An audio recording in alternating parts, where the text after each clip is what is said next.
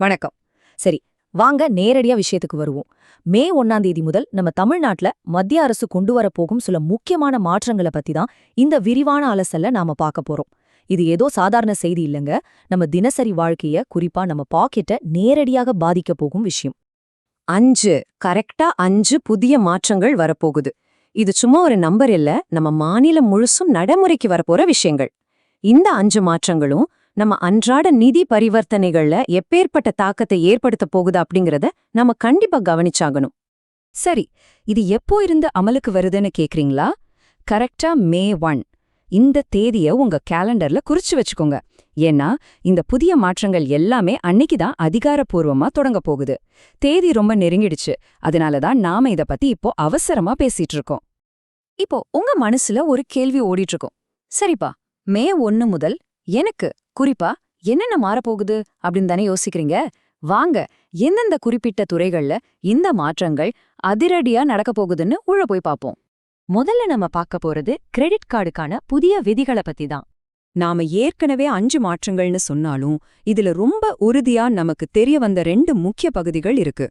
ஒன்னு நம்ம credit card செயல்பாடுகள், இன்னொன்னு நம்மளோட ஆன்லைன் பயன்பாடு.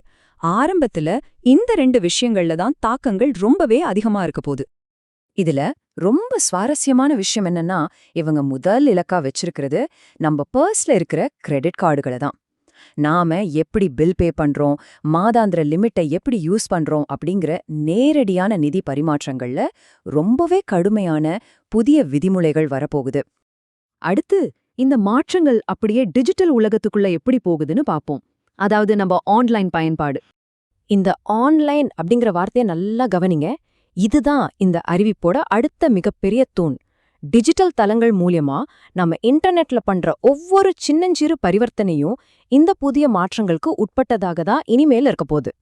இதெல்லாம் வச்சு பார்க்கும்போது ஒரு விஷயம் ரொம்ப தெளிவா புரியுது. ஒரு பக்கம் நம்ம கையில இருக்கிற கிரெடிட் கார்டு மூலமா பண்ற செலவுகள், இன்னொரு பக்கம் நாம இன்டர்நெட்ல பண்ற டிஜிட்டல் பரிவர்த்தனைகள். இந்த 2 உலகங்களுமே மே 1ஆம் தேதியிலிருந்து முற்றிலும் புதிய விதிகளுக்கு மாறப்போகுது.